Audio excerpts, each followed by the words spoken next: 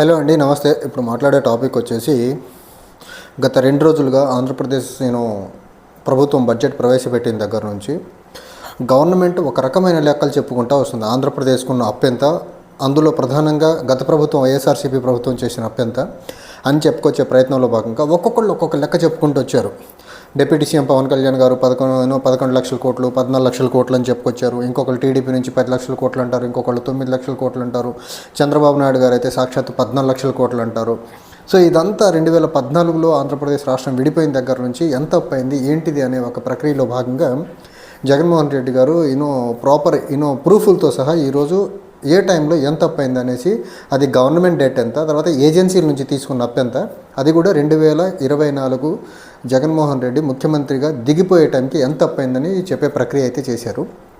తర్వాత ఇంకొక అంశం జగన్మోహన్ రెడ్డి గారు మాట్లాడిన అంశం ఏంటంటే, ఇప్పుడు ఆంధ్రప్రదేశ్కి సంబంధించినటువంటి నిన్న రిలయన్స్ వాళ్ళతో ఒక ఒప్పందం కుదిరింది. టాటా వాళ్ళు వచ్చారు, వాళ్ళు హోటల్స్ పెడతామన్నారు. అదానీ వచ్చారు, అదానీ ఇన్ఫ్రాస్ట్రక్చర్లో ఇన్వెస్ట్ చేస్తానంటున్నారు. తర్వాత ఆదిత్య మిట్టల్ వాళ్ళ గురించి రకరకాల ఇండస్ట్రీస్లో ఆంధ్రప్రదేశ్కి వచ్చి పెట్టుబడులు ఎలా పెడతామంటున్నారు ఏంటిది అనే అంశాల మీద కూడా జగన్మోహన్ రెడ్డి గారు మాట్లాడే ప్రయత్నం చేశాం. సో ఈ 2 టాపిక్స్ ఇప్పుడు ఇన్ డీటెయిల్ కొంచెం డిస్కస్ చేసే ప్రయత్నం చేద్దామండి. సో 2018-19 చంద్రబాబు నాయుడు గారు 2019లో ముఖ్యమంత్రిగా దిగిపోయే నాటికి టోటల్గా గవర్నమెంట్ అప్పు వచ్చేసి 3,13,000 కోట్ల రూపాయలు. 3,13,000 కోట్ల రూపాయలు. 2024లో జగన్మోహన్ రెడ్డి గారు ముఖ్యమంత్రిగా దిగిపోయే నాటికి 6,46,000 కోట్ల రూపాయలు. అంటే పెరిగిన అప్పు చూసుకుంటే మనం దగ్గరగా 3 లక్షల కోట్ల రూపాయలు అప్పు పెరిగింది. జగన్మోహన్ రెడ్డి గారి టెన్యూర్లో పెరిగిన అప్పు చూసుకుంటే చంద్రబాబు నాయుడు గారు దిగిపోయిన దగ్గర నుంచి జగన్మోహన్ రెడ్డి గారు వెల్ఫేర్ స్కీమ్స్ అన్ని ఇంప్లిమెంట్ చేసుకున్న మధ్యలో కోవిడ్ టైంలో ఎటువంటి ప్రొడక్టివిటీ గవర్నమెంట్కి లాస్ వచ్చినా కానీ ఓవరాల్గా జగన్మోహన్ రెడ్డి గారి టెన్యూర్లో అయిన అప్పు ఎంత అంటే దగ్గరగా 3,20 కోట్ల రూపాయలు.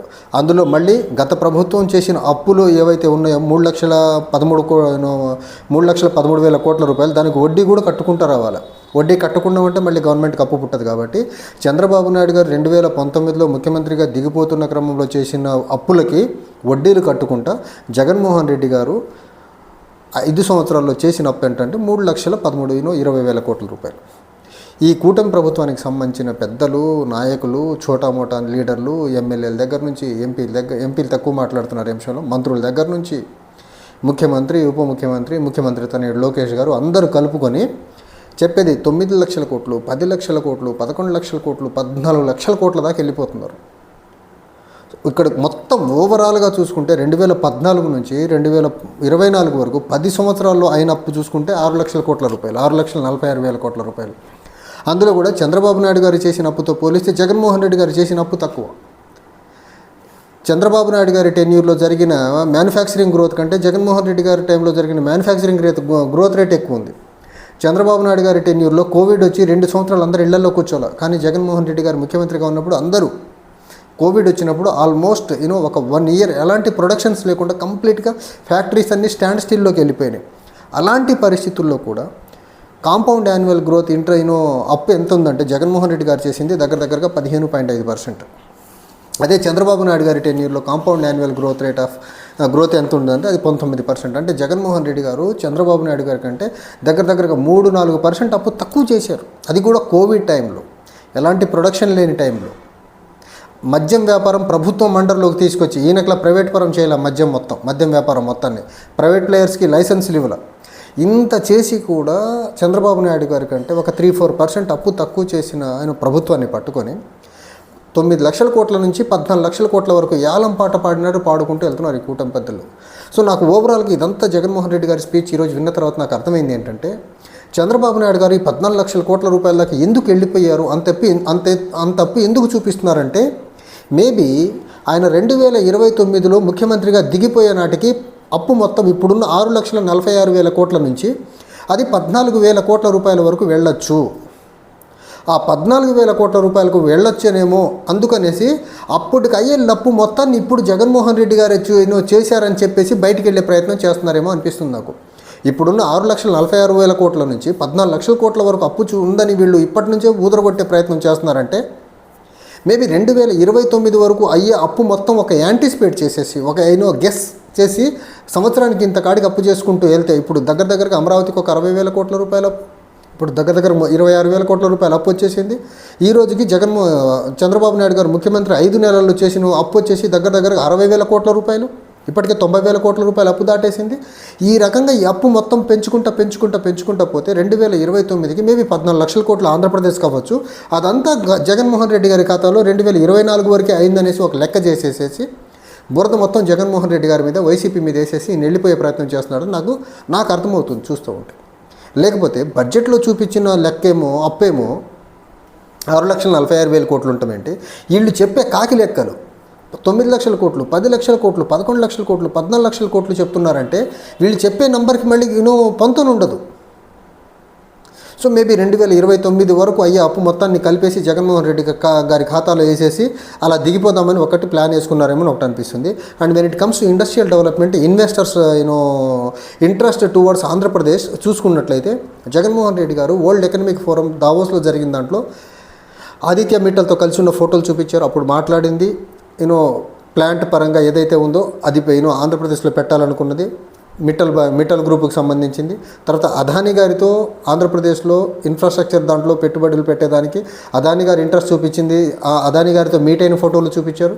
తర్వాత ఇంట్రెస్టింగ్లీ నిన్ననే ఒక అగ్రిమెంట్ అయింది రిలయన్స్ గ్రూప్ ఆఫ్ ఇండస్ట్రీస్తో, రిలయన్స్ ఎనర్జీ వాళ్ళతో. వాళ్ళు దగ్గరగా 650 కోట్ల రూపాయలు అప్పు పెడతామంటున్నారు. 65,000 కోట్ల రూపాయలు ఎనర్జీ సెక్టర్లో ఇన్వెస్ట్ చేస్తామంటున్నారు అని చెప్పే ప్రయత్నం ఈ కూటమి ప్రభుత్వం వచ్చిన తర్వాత జరుగుతుంది. అది కూడా నారా లోకేష్ గారు మాట్లాడి తీసుకొచ్చారని చెప్పే ప్రయత్నం చేస్తున్నారు. నాకు అర్థం కాని అంశం ఏంటంటే ఆంధ్రప్రదేశ్కి ఇండస్ట్రీ మంత్రి ఎవరు అసలు? టీజీ భరత్ గారు. నాకు తెలిసి ఎందుకు నారా లోకేష్ గారిని ఫ్రంట్లో పెట్టేస్తారు? ఇన్వెస్ట్మెంట్లు వస్తున్నాయంటే నారా లోకేష్ గారు మాట్లాడారు, నారా లోకేష్ గారు ఇండస్ట్రియల్ మంత్రి ఏమైపోవాలా? పప్పెట్ని రబ్బర్ స్టాంపింగ్ చేసి పక్కన పెట్టేశారు ఆయన్ని. సో ఎనీవే అది వాళ్ళ కూటమి ప్రభుత్వంలో ఎవరి క్రెడిట్ ఎవరు తీసుకున్నా మనకి ఎందుకులే. కానీ అదానీ గ్రూప్తో రిలయన్స్ గ్రూప్తో ఫిబ్రవరిలోనే అగ్రిమెంట్ అయిపోయి దగ్గర 6 ఎథనాల్ ప్లాంట్ని ఫిబ్రవరిలోనే స్టార్ట్ చేసిన రిలయన్స్ ఆల్రెడీ స్టార్ట్ చేసిన వెంచర్ని మళ్ళీ ఇప్పుడు కొత్తగా వచ్చిన దాన్ని ఆల్రెడీ జగన్మోహన్ రెడ్డి గారి ప్రభుత్వంలో జగన్మోహన్ రెడ్డి గారు ముఖ్యమంత్రిగా ఉన్నప్పుడే తీసుకొచ్చిన ప్లాంట్ని, తీసుకొచ్చిన పెట్టుబడులని మళ్ళీ కొత్తగా వచ్చాడని నమ్మబలికిచ్చి ఆంధ్రప్రదేశ్ ప్రజలకి ఇదేదో మళ్ళీ రిలయన్స్ ఇండస్ట్రీని వీళ్ళు తీసుకొచ్చారని చెప్పే ప్రయత్నం. ఇంకోటి టీసీఎస్ కూడా అప్పుడు ఐటీ మంత్రిగా ఉన్నటువంటి అమర్నాథ్ గారు వాళ్ళతో చర్చలు జరిపినవి అన్ని ఫోటోలన్నీ పెట్టేసి సీఎంఓలో పెడితే సీఎంఓ నుంచి ట్వీటే కంప్లీట్గా డిలీట్ చేయించేశారు. సో అప్పుడు వస్తామన్న టీసీఎస్ వాళ్ళు ఇప్పుడు వస్తామంటే మళ్ళీ ఇది కూడా మేమే తీసుకొచ్చామని చెప్పే ప్రయత్నం. ఇంకోటి మిట్టల్ గ్రూప్ ఆఫ్ కంపెనీస్ వచ్చేసి అనకాపల్లి దగ్గర నక్కపల్లిలో ఇండస్ట్రీ పెడతామని చెప్తామని ఉదరగొడుతున్నారు. జూమ్ కాల్తో ఒక మీటింగ్తో, లోకేష్ గారి మీటింగ్తో దగ్గరగా 1,60,000 కోట్ల రూపాయలు ఇన్వెస్ట్మెంట్ ఆంధ్రప్రదేశ్కి రాబోతుంది మిట్టల్ గ్రూప్ నుంచి అని చెప్పి ఊదరగొట్టే ప్రయత్నం చేశారు. తీరా చూస్తే ఆ ఒరిస్సా మంత్రి మిట్టల్ మా రాష్ట్రం నుంచి ఎక్కడికి వెళ్ళట్లేదు, ఆల్రెడీ ఇక్కడ 1,04,000 కోట్ల రూపాయలతో ఇన్వెస్ట్మెంట్ ఒక ఇండస్ట్రీ స్టార్ట్ చేసి ఉన్నారనేసి ఒరిస్సా వాళ్ళు చెప్పే ప్రయత్నం. ఈ రకంగా చంద్రబాబు నాయుడు గారు గత ప్రభుత్వంలో వచ్చిన ఇండస్ట్రీలు ఈయన ఖాతాలో వేసుకుంటారు, గత ప్రభుత్వంలో వచ్చిన పెట్టుబడులు ఈయన ఖాతాలో వేసుకుంటారు, గత ప్రభుత్వంలో జరగనటువంటి అప్పులు గత ప్రభుత్వానికి అట్రిబ్యూట్ చేస్తారు, గత ప్రభుత్వంలో లేనటువంటి అప్పులన్నీ అది ఇంకొక 4-5 సంవత్సరాల తర్వాత 10 సంవత్సరాల తర్వాత అయ్యే అప్పు మొత్తాన్ని కలిపి కూడా గత ప్రభుత్వం లెక్కలోకి వేస్తున్నాడంటే నిజంగా చంద్రబాబు నాయుడు గారి చంద్రబాబు నాయుడు గారి మైండ్ మామూలు మైండ్ కాదు. అది అవతల వాళ్ళని, రాజకీయ ప్రత్యర్థుల్ని, తనంటే పడనోళ్ళని నిజంగా ఎంత మానసికంగా ఎన్నో అబద్ధాలతో, రకరకాల అబద్ధాలతో, రకరకాల గ్లోబల్ ప్రచారాలతో ఎంత మానసిక వేదన గురి చేస్తాడంటే చంద్రబాబు నాయుడు గారు అవతల ప్రత్యర్థుల్ని. అది తట్టుకొని ఆయన ఎదురుగా నిలబడి రాజకీయం చేయడం అంటే అది దుస్సాహసమే. నిజంగా ఈ విషయంలో నిజంగా జగన్మోహన్ రెడ్డి గారిని మెచ్చుకోవాలి. ఇంత క్రూరమైన మైండ్ సెట్ ఉన్న వ్యక్తిని, ఇంత క్రూరమైన ఇంత అబద్ధపు మాట్లాడే, నోరు తెరిస్తే అబద్ధాలు మాట్లాడే వ్యక్తిని, ఆ వ్యక్తికి ఎదురుగా నిలబడి, ప్రత్యర్థిగా నిలబడి రాజకీయంగా కొట్లాడటం అనేది నిజంగా చాలా కష్టసాధ్యమైన పని. అలాంటి కష్టసాధ్యమైన పని జగన్మోహన్ రెడ్డి గారు మొదలుపెట్టి 2029లో చిత్తుగా ఓడించాడు ఆయన, అంత ఎక్స్పీరియన్స్ ఉన్న వ్యక్తిని.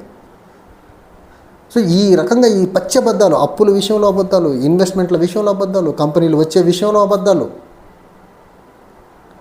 గత ప్రభుత్వంలో వ్యవస్థలు అన్నీ నిర్లిప్తమని చెప్పడం అబద్ధాలు. గత ప్రభుత్వంలో వ్యవస్థలు నిర్లిప్తమైతే గ్రామ సచివాలయం ఎవరు తీసుకొచ్చారు? చంద్రబాబు నాయుడు గారు. వాలంటీర్ వ్యవస్థను ఎవరు తీసుకొచ్చారు? ఆంధ్రప్రదేశ్లో పర్టికులర్లీ స్కూల్ ఇన్ఫ్రాస్ట్రక్చర్ని అద్భుతంగా చేసింది ఎవరు? గ్రామ సచివాలయాలు బిల్డింగ్లు కట్టింది ఎవరు? ఇవన్నీ ఎప్పుడు చెప్పరే మీరు అసలు? గత ప్రభుత్వం పాట పాడుతుంటారు కదా, గత ప్రభుత్వం టైంలో తీసుకొచ్చిన అంశాలే కదా.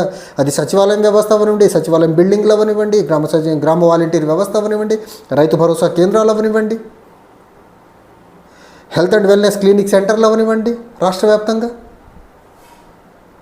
ఇవన్నీ కూడా గత ప్రభుత్వంలో జరిగినాయి కదా. వాటి గురించి మాట్లాడితే మీ మైండ్ ఏమైనా పగిలిపోద్దా? నిజాలు మీ నోట్లోంచి రావా? క్రియేట్ చేసిన వ్యవస్థల్ని చెప్పరు కానీ వ్యవస్థను నిర్లిప్తం చేశారంటారు. మీ జీవితంలో ఎప్పుడన్నా ఒక గ్రామ సచివాలయం లాంటి వ్యవస్థను క్రియేట్ చేశారా మీరు? ఇలాంటివి చేయడం చేత కాదు. పొద్దున్న లేచిన దగ్గర నుంచి బురద ఎవడి మీద పూద్దామని బురద పట్టుకుని తిరుగుతూ ఉంటారు ఈ చంద్రబాబు నాయుడు గారు రాజకీయంగా. అంతకు తప్ప ఈయన చేసేది ఏముండదు. గత ప్రభుత్వంలో వచ్చిన ఇన్వెస్ట్మెంట్స్ అన్నిటినీ ఇప్పుడు మళ్ళీ కొత్తగా వచ్చినట్టు చూపించే ప్రయత్నం చేస్తున్నారంటే ఎంత దిగజారుడు రాజకీయం ఇది. అంత సీనియర్ మోస్ట్ పొలిటీషియన్ చేసే దిక్కుమాలిన పనేనా ఇది? ఎంత హుందాగా చేయాలి, ఆ వయసుకు తగి, ఆ ఎక్స్పీరియన్స్, ఆ వయసులో కూడా అంత ఎక్స్పీరియన్స్ పెట్టుకొని ఇంత పచ్చబద్దాలా? చిచ్చి, సిగ్గుపడాలా నిజంగా. Thank you.